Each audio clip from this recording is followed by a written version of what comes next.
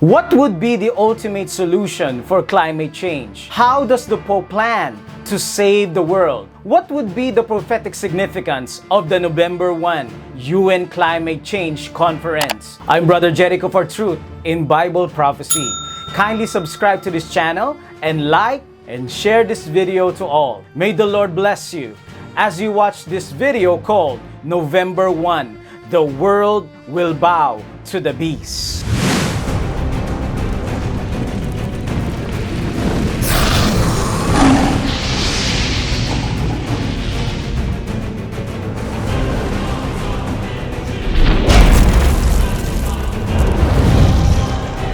Ensuring every nation does its part, and we'll meet again in Glasgow in November for the UN Climate Conference. Ci lasceremo guidare da 7 oggettivi del Laudato Si.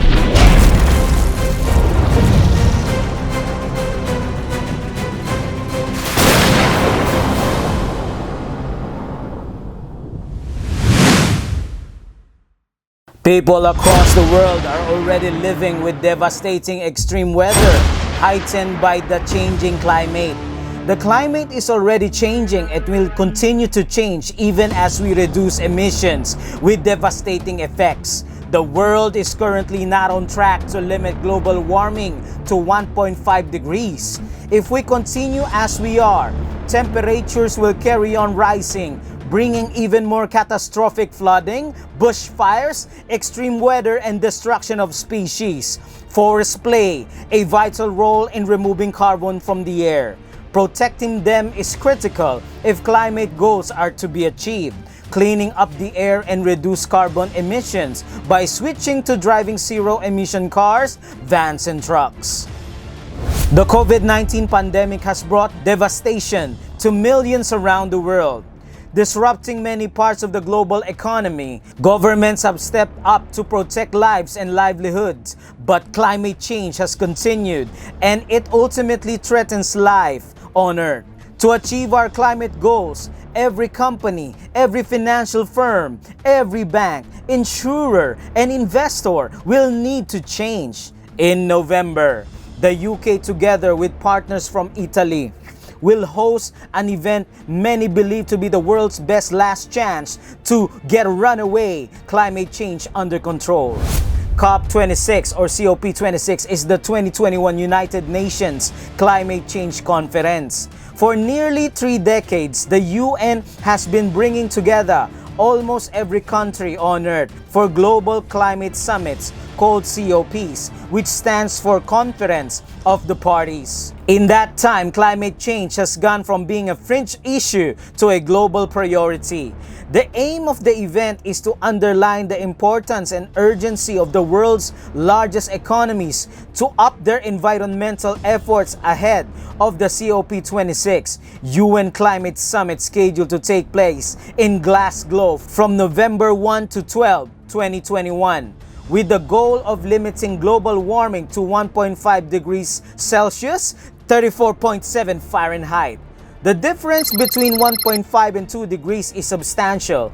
Every increment of a degree translates into increased risk for people, communities, and ecosystems. The UK's overarching aim for the Glasgow Summit is to keep 1.5 degrees alive. A successful outcome in Glasgow also requires developed countries to honor a promise they made back in 2009 of mobilizing 100 billion per year by 2020 to support climate action in developing countries. The official figures for 2020 will not be available until 2022, but it is clear the goal was not met last year. Recent announcements, including President Joe Biden's pledge to double U.S. climate finance, have brought developed countries closer to honoring the pledge. I announced the United States will double our public international financing to help developing nations tackle the climate crisis. But more will need to be done to restore credibility and strengthen trust. In the run-up to COP26, the UK is working with every nation to reach agreement on how to tackle climate change. World leaders will arrive in Scotland alongside tens of thousands of negotiators, government representatives, businesses, and citizens for 12 days of talks. Pope Francis said he plans to make several papal trips before the end of the year, including to Scotland in early November to attend the UN Climate Change Conference. His attendance at COP26 would mark the first time a pontiff has come to Glasgow since Benedict XVI in 2010. The Vatican announced plans to partner in an event bringing together scientists and leaders of the world's religions ahead of COP26. Pope Francis is expected to host about 36 religious leaders from around the world at a meeting at the Vatican for the summit. Faith and Science towards COP26 will take place on October 4 at the Vatican. The event is being organized by the British and Italian embassies to the Holy See. Other world leaders such as President Joe Biden and Prime Minister Boris Johnson are also expected to be in the city for the summit. The Pope criticized former US President Donald Trump's withdrawal of the United States from the 2015 Paris Accord to limit global warming. The Vatican welcomed President Joe Biden's return to the accord. Biden's climate envoy John Kerry met Francis in May and said he hoped the Pope would attend the COP26 because the pontiff has the moral authority to sway public opinion in climate change. Well, the Pope is one of the great voices of reason and compelling moral authority on the subject of the climate crisis. He has been ahead of the curve. He has been a leader. His encyclical Laudato Si is really a very, very powerful document, eloquent and morally very persuasive. I think his voice will be a very important voice leading up to and through the Glasgow Conference. Revelation 13 verse 4. So they worship the dragon who gave authority to the beast, and they worship the beast, saying, "Who is like the beast, who is able to make war with him?" How can the papal Antichrist of Bible prophecy unite the world into one world worship? Answer: by bringing in climate change in the forefront. Francis will make the specific recommendations to address the problem. The Save the Planet Crusade will provide a perfect forum at that time to encourage the world to set aside Sunday as a means of giving the environment and the oppressed poor a rest, and to allow families time to gather together for worship. Revelation 13 verse 11. Then I saw another beast coming up out of the earth, and he had 2 horns like a lamb and spoke like a dragon. The dragon is a symbol of Satan working through the instrumentality of Rome. The dragon in the book of Revelation is always identified with the different stages of Rome. Rome tried to kill Jesus. Papal Rome attempted to destroy the saints during the 1260 years, and the United States, acting as the agent of a resurrected Papal Rome, will attempt to destroy the final remnant. It seems unbelievable, but the power which had 2 horns like a lamb will end up speaking like the dragon. The United States will help the papacy get its power back. It will blend church and state and impose the mark of the beast on the pain of death. We have seen that the sea beast represents the papacy and the land beast represents the United States of America. Quite shocking that the second beast, the United States of America, will speak as a spokesperson for the first beast, the papacy. Now that Pope Francis has the support of President Joe Biden in this climate change, we will see prophecy fulfilling in plain sight. The next step in the climate change and poverty strategy of the papacy is attending the COP26 and discuss global climate change, and will make specific recommendations to address the problem. Here is Pope Francis's appeal to the whole world. Both global disasters, COVID-19 and the climate, shows that we no longer have any time to wait. The time is pressing us, and that as COVID-19 has taught us, yes, we have the means to face the challenge. Francis said, adding, "We have the means. It is the moment to act. We are at the limit." Francis recited an old Spanish saying that God always forgives. We men forgive sometimes, but nature never forgives. Pope Francis closed his message with an appeal to all world leaders, urging them to act with courage, operate with justice, and always tell the truth to people so that the people will know how to protect themselves from the destruction of the planet. How to protect the planet from the destruction that we often trigger.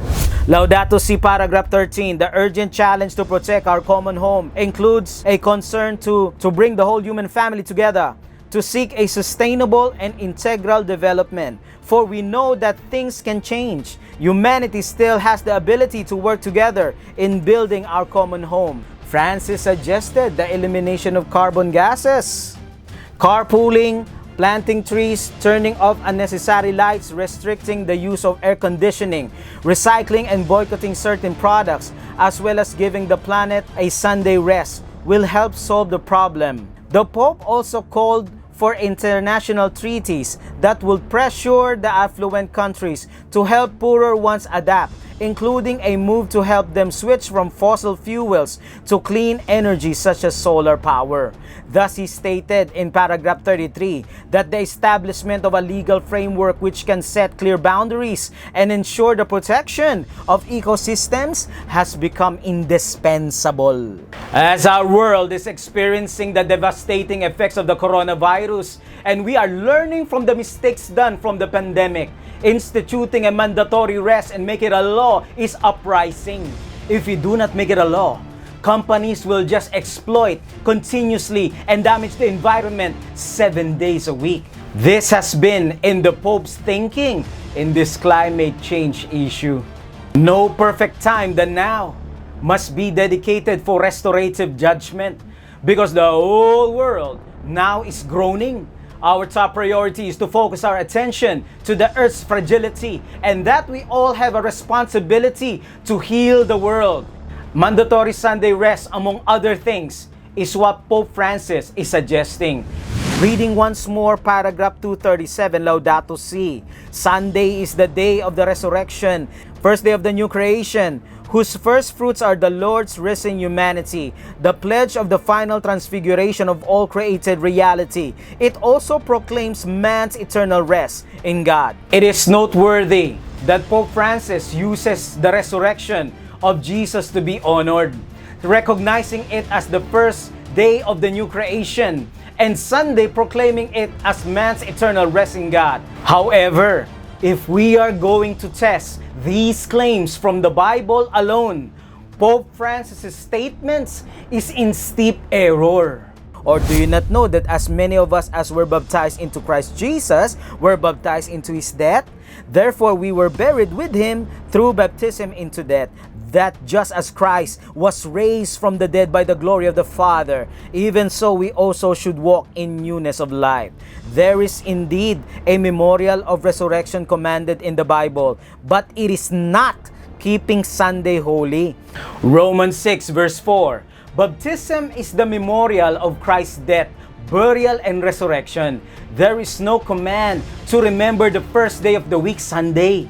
The basis for keeping the seventh-day Sabbath remains the direct command from God. Exodus 20 verse 8 to 11 and Deuteronomy 5 verse 12 to 15.